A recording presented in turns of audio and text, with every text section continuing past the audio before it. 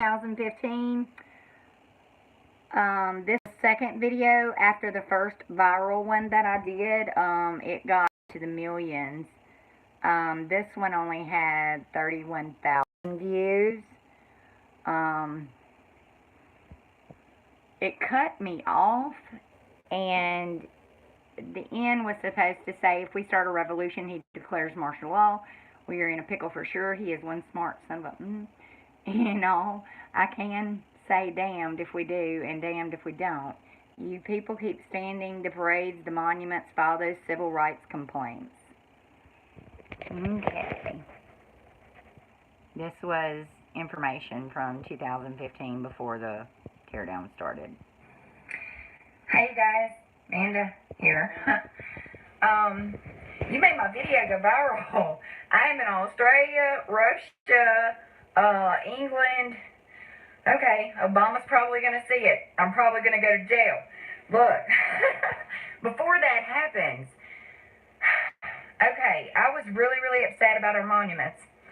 And I prayed about it. And I've watched some television since then. And the new agenda is updating of our Constitution. Alright? I went back through my news feed. I started being a government watchdog, and I have worked in the legal field, so I know a little bit about our government. I started being a watchdog after 9/11 when they petitioned to build that mosque next to Ground Zero where they had just murdered 3,000 Americans. It was morally and ethically wrong, but they used their own laws against us. Technically, they were declared that they could do this. Obama was sitting in our Senate at that time, paid for college education because he was a foreigner, okay? I have a problem with that. I can't get a free college education, but somebody from another country can. That's a whole nother story. The whole point of the teardown of the Confederacy is so that our future generation will not know that they even have a right to stand up to big government. I'm right on this. There is no question in my mind. I went back through my page. I started it whenever they bankrupted Paula Deen for the N-word that she said in the privacy of her bedroom to her husband 20 years ago. I went back through my feeds, everything that has happened in our country.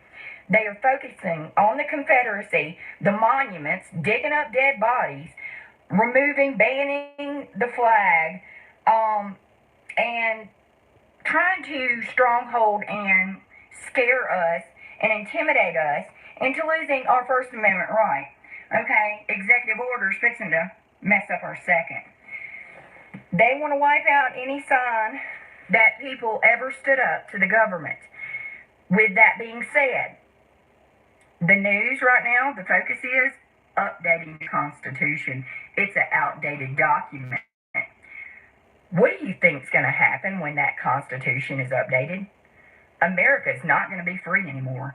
And in 50 to 60 years, our kids will not even know that there was ever a group of people that felt they could stand up to the damn government. They are destroying our country. And they're doing it by erasing these monuments. Yeah, they have angered the black masses, which honestly, most of the black people I know are good people. They don't give a shit. They're like, it doesn't offend me. I know what it's about. And it occurred to me, most of these protesters are paid protesters. Matter of fact, the girl that interrupted Bernie Sanders' rally, the Black Power or whatever, that had the dreads real long, got all ugly with him and basically ran him off the stage, she worked for the government. I knew her private page.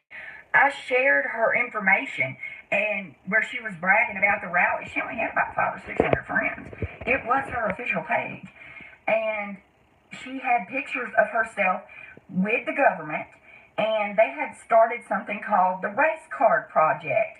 This was started back in like 2011, 2010, something like that. But I just want people to know, and I hope this video goes more viral than any of the others, because there is an agenda.